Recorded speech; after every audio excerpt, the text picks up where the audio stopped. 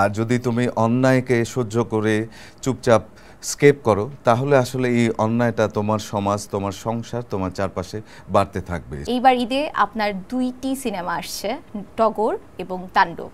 So কেমন সাড়া পাচ্ছেন? ভালো। ঈদে টগর এবং তাণ্ডব, আবার কাইন্ড অফ গত ঈদের চক্করও এবার ওটিটিতে রিলিজ হয়েছে। সো 3টা সিনেমা দর্শক খুব এনজয় করছে, খুব ভালো রিয়াকশন পাচ্ছি। That's good. আচ্ছা, নামের থেকে যখন কাজ বড় হয়ে যায় তখন আমরা শিল্পীকে কাজ দিয়ে চিনি। আপনার ক্ষেত্রেও কিন্তু ব্যাপারটা ঠিক এরকমই। সেই জিনিসটা আপনি কিভাবে দেখেন? আমার নামের থেকে কাজ বড় হয় নাই। আসলে নাম থেকে কাজ কখনো বড় হয় না। নাম আসলে সেভাবেই বড় হয় প্রত্যেকটা কাজকে সাথে নিয়ে। তো আমার কাছে মনে হয় যে নাম, কাজ এগুলো কোনটা বড় হয়ে গেছে বা কোনটা বড় হবে তার চেয়েও আসলে মানুষ তার ব্যক্তি জীবনে, তার ব্যক্তি সত্তার জায়গায় ইনসাইড সে আসলে কত বড় হচ্ছে সেটা বেশি জরুরি। আচ্ছা, আপনার সাথে যখনই আমি কথা বলতে যাই বা আপনার এই তো আমি মেকআপ রুমে কথা বলছিলাম, তখনই মনে হচ্ছিল আপনার ভিতরে কিছুটা স্পিরিচুয়ালিটি দিক দিয়ে আপনি অনেক ধাবিত। এই জিনিসটাকে আপনি কিভাবে দেখেন? জীবনবোধ আপনার কাছে কি? জীবনবোধ তো খুবই সুন্দর। আপনার যদি জীবনবোধ পরিষ্কার না থাকে সেক্ষেত্রে আপনার জন্য জীবনটা যাপন করা বা উদযাপন করা একটু মুশকিল।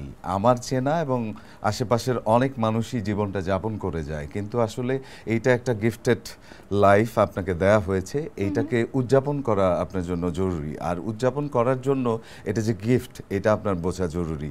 সো সেই জায়গা থেকে আপনি সামহাও এই পৃথিবীর প্রত্যেকটা প্রাণ, প্রকৃতি প্রত্যেকের সাথে আপনি কানেক্টেড, জোয়ার ভাটা, নদী, জলবায়ু সব কিছুর সাথে। সো সেই অ্যাসপেক্টে যদি আপনি বলেন যে আপনি একটু স্পিরিচুয়াল কানেকশনের জায়গা থেকে হয়তো কানেক্টেড, প্রত্যেকটা মানুষই কানেক্টেড। আমরা এখন যে নিঃশ্বাস নিচ্ছি সেটা তো নিশ্চয়ই আমার পাশের গাছটাই প্রডিউস করে দিচ্ছে।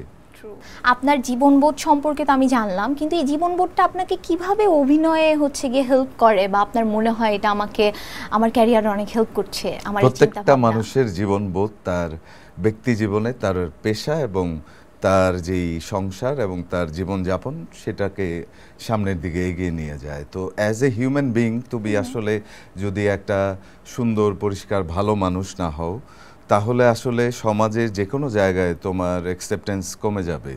এবং তুমি আসলে যখনই ভালো মানুষ হবা, তোমার আশেপাশে অনেক কিছু গিফটেড ভালো কিছু ঘটতে থাকবে, সেটা আসলে প্রাকৃতিকগতভাবে।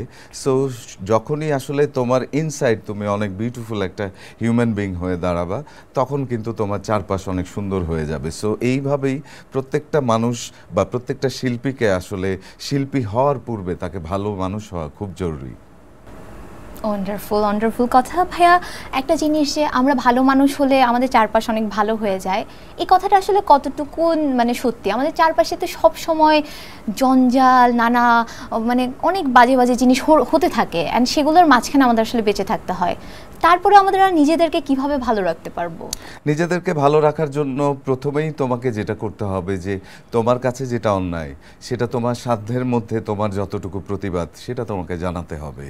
আর যদি তুমি অন্যায়কে সহ্য করে চুপচাপ স্কেপ করো, তাহলে আসলে এই অন্যায়টা তোমার সমাজ, তোমার সংসার, তোমার চারপাশে বাড়তে থাকবে। সো তুমি ভাবছো আজকে হয়তো তোমার সাথে এই অন্যায়টা হয় নাই, কিন্তু আগামীকাল সত্যি এই অন্যায়টা তোমার সাথে ঘটে যাবে।